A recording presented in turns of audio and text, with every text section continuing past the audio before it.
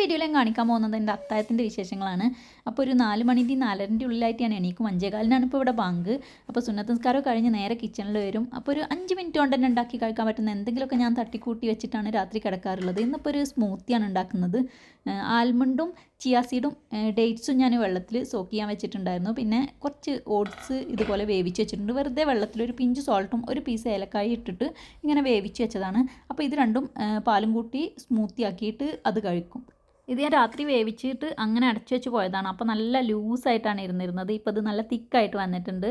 അപ്പോൾ അതിൻ്റെ ഒരു പകുതി പാർട്ടേ ഇടുന്നുള്ളൂ.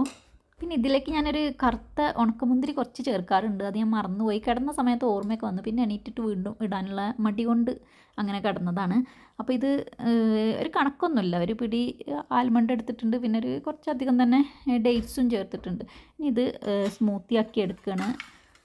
എൻ്റെ ഔട്ട്ലെറ്റ്സൊക്കെ ക്ലോസ് ചെയ്യുമ്പോഴേക്കും 12 മണിയാവും. അപ്പോൾ ഒരു 12:30 ആവും ഞാൻ രാത്രി കിടക്കുമ്പോൾ. പിന്നെ രാവിലെ 4 മണിക്ക് ഇതുപോലെ എണീക്കും. പിന്നെ ഞാൻ വീണ്ടും ഒന്ന് കിടക്കും 1 മണിക്കൂർ, ഒരു 6 മണി മുതൽ 7 മണി വരെ. കാരണം മോനെ സ്കൂളിൽ വിടാനുള്ളത് കൊണ്ട് തന്നെ നേരത്തെ എണീക്കണം. അതുകൊണ്ട് ഇപ്പോൾ ഉറങ്ങാനുള്ള സമയം എന്ന് പറയുന്നത് വളരെ കുറച്ചേ കിട്ടുകയുള്ളൂ. പകലും ഉറങ്ങാൻ പറ്റില്ല. അപ്പോൾ രാത്രി ഇതുപോലെയൊക്കെ ചെയ്ത് വെക്കുന്നതുകൊണ്ടാണ് എനിക്ക് 4 മണിക്ക് 4:30ക്കൊക്കെ എണീറ്റാലും ഇതൊക്കെ സെറ്റ് ചെയ്ത് കുടിക്കാൻ പറ്റുന്നത്. കഴിഞ്ഞ ഒരു 3 വർഷമായിട്ട് ഞാൻ ഇതുപോലുള്ള ഫുഡ് തന്നെയാണ് അത്താഴത്തിന് കഴിക്കാറുള്ളത്. അതിൻ്റെ മുമ്പൊക്കെ എനിക്ക് ചോറ് കഴിച്ചിട്ടില്ലെങ്കിൽ നോമ്പെടുക്കാൻ പറ്റില്ല എന്നുള്ളൊരു സങ്കല്പമായിരുന്നു. പക്ഷേ അതൊക്കെ നിർത്തി ഇത് കഴിക്കാൻ തുടങ്ങിയപ്പോൾ എനിക്ക് മനസ്സിലായി ഇതാണ് ഏറ്റവും നല്ലതെന്ന്.